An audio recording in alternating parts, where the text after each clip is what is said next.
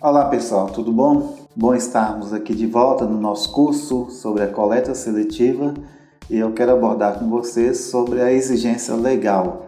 Desde a Constituição, onde nós temos na Carta Magna a competência subsidiária dos municípios para que possam adequar a legislação e proteger o meio ambiente e combater a poluição em qualquer uma de suas formas, conforme está expresso no artigo 23, inciso 4º, e no artigo 24 da Constituição.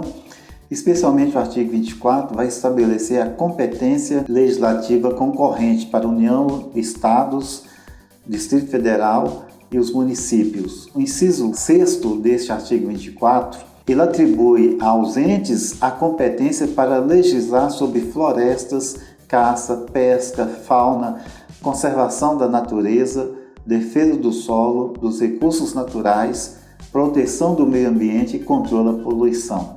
Então, a partir da Constituição, nós já temos a observação legal para implantarmos processos e procedimentos que possam proteger o meio ambiente, conforme está expresso aqui no inciso 6º do artigo 24. É importante destacar que teve um momento que o legislador da Constituição ele dedica um capítulo específico na Carta Magna para regular a relação da sociedade com o meio ambiente. Está no capítulo 4º da Constituição, onde foi incluído o artigo 225, que garante que todos têm o direito a um meio ambiente ecologicamente equilibrado e que deve ser preservado para essa e as futuras gerações. Observe que há uma incumbência aqui legal, uma responsabilidade de preservar o meio ambiente. E esta preservação está implícita a coleta seletiva como um meio de preservação do meio ambiente. No plano infraconstitucional, ou seja, abaixo da Constituição, nós temos também algumas leis que tratam desse assunto. Entre a legislação federal, destaca-se a Lei 2.305, que estabelece a Política Nacional dos Resíduos Sólidos. Essa lei é de agosto de 2010 e após 2 décadas, 20 anos discutindo o escopo dessa Política Nacional de Resíduos Sólidos, então após chegar a um consenso, criou-se os meios para que os municípios, os estados, o Distrito Federal e a União pudessem, então, desenvolver e implementar os objetivos dessa Política Nacional de Resíduos. E para que essa lei pudesse ser efetivada, nós temos o Decreto 7.404, que vem regulamentar a Lei 2.305. E observem que é exatamente esse decreto que vai trazer alguns aspectos mais incisivos em relação à coleta seletiva. Eu quero destacar alguns artigos, especialmente o artigo 9º do Decreto 7.404, de dezembro de 2010. Ao regulamentar, então, a Política Nacional de Resíduos Sólidos, aqui no artigo 9º, o decreto diz o seguinte: a coleta seletiva dar-se-á mediante a segregação prévia dos resíduos sólidos, conforme a sua constituição ou composição. Observe que ele começa a trazer aqui uma espécie de conceito da coleta seletiva, ou pelo menos alguns fundamentos. Ou seja, que a coleta dar-se-á mediante a segregação prévia, a escolha, a separação prévia dos resíduos. E ele vai colocar como? Conforme a sua constituição e composição.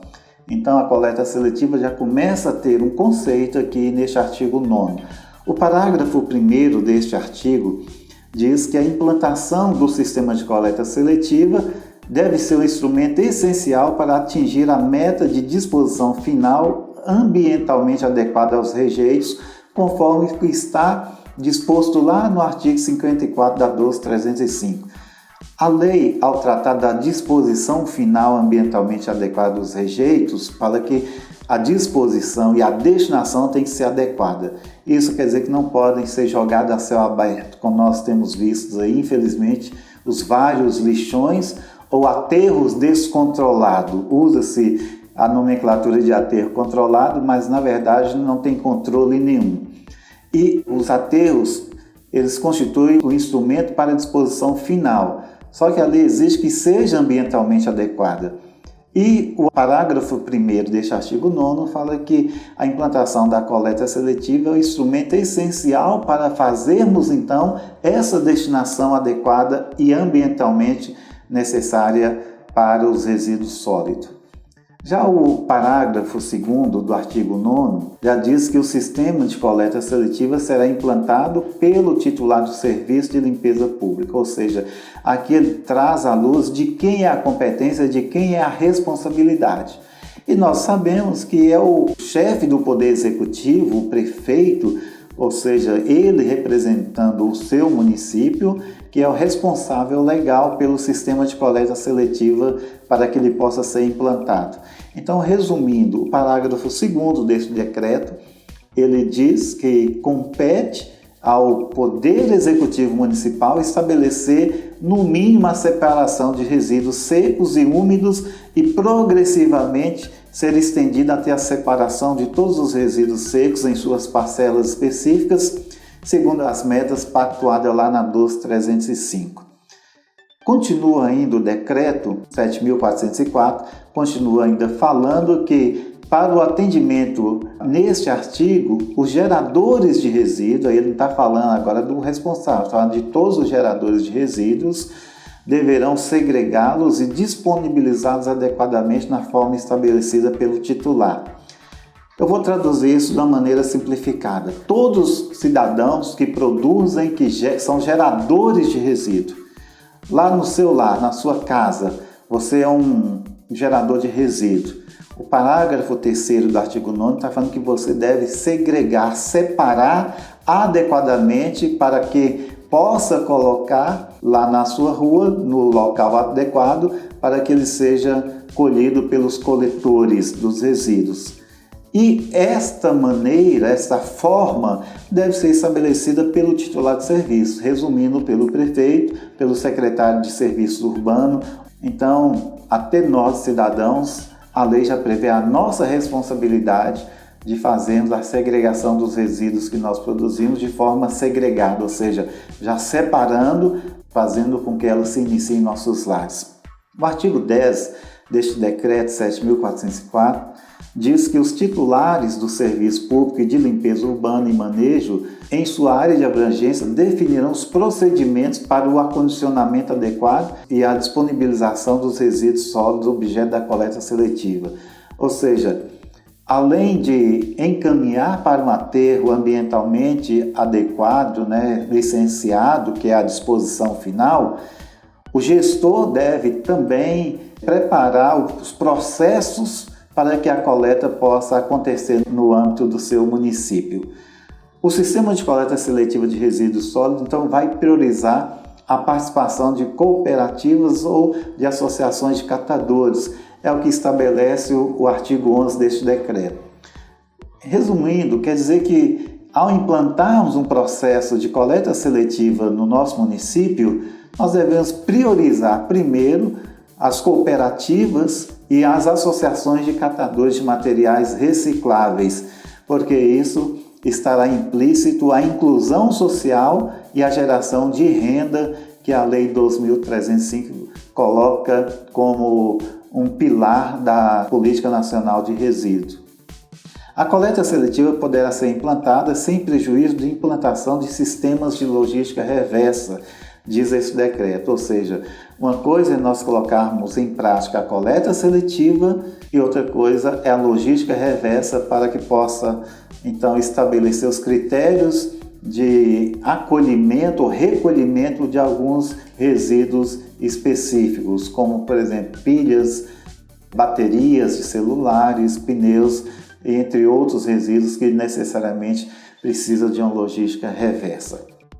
Eu quero destacar ainda dentro da exigência legal da coleta seletiva, que ao regular a ordem econômica, a Constituição Federal, lá no artigo 170, demonstrou o objetivo de normatizar e regular as atividades econômicas. O legislador listou alguns princípios que sugerem, então, uma direção a ser seguida, sendo esta a defesa do meio ambiente, listada como um deles, o que representa a importância dada ao tema pelo legislador. Assim, então, o Estado assume a responsabilidade pelo desenvolvimento de políticas públicas visando o uso consciente e racional dos recursos naturais, mas contemplando a preservação ambiental e harmonizando os interesses dos atores econômicos com a utilização do meio ambiente.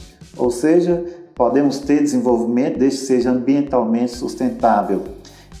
Eu quero destacar para vocês, concluindo a nossa aula, que a exigência da coleta seletiva ela perpassa pela Constituição, se analisarmos a necessidade da preservação do meio ambiente, como está esculpido lá no artigo 225, que é um dever de todos.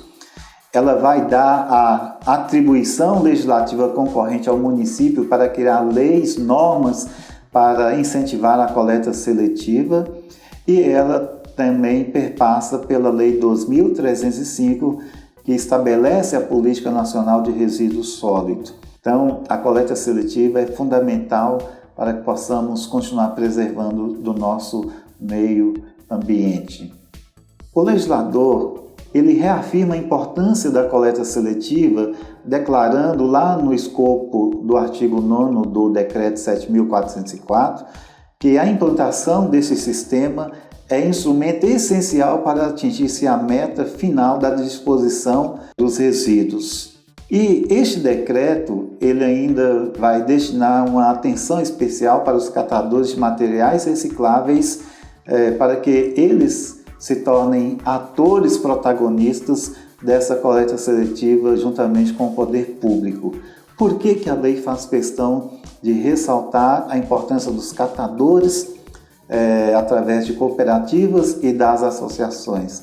Porque normalmente são pessoas que estão em estado de risco e vulnerabilidade social e eles fazem dessa atividade o seu ganha-pão. Então o legislador entendeu que esses atores, esses protagonistas deveriam serem preservados e protegidos no todo o processo da coleta seletiva. Por isso então que nós temos este olhar diferenciado para essas pessoas, para que possamos fazer a sua inclusão e torná-los como agentes que nos auxiliam nessa tarefa de preservar o meio ambiente. São agentes importantíssimos para o sistema da nossa coleta seletiva. E, finalmente, destacar aqui uma pequena diferença, já que eu citei a coleta seletiva e a logística reversa, e não falei muito sobre a logística reversa, mesmo porque este é um tema que será abordado pela nossa colega de consórcio, a engenheira ambiental Alexia Malveira. Mas só para uma rápida diferenciação dos conceitos. E é importante destacar que a própria lei traz estes conceitos, essa diferença de conceito. O artigo 12 do decreto diz que a coleta seletiva poderá ser implantada sem prejuízo da implantação do sistema de logística reversa.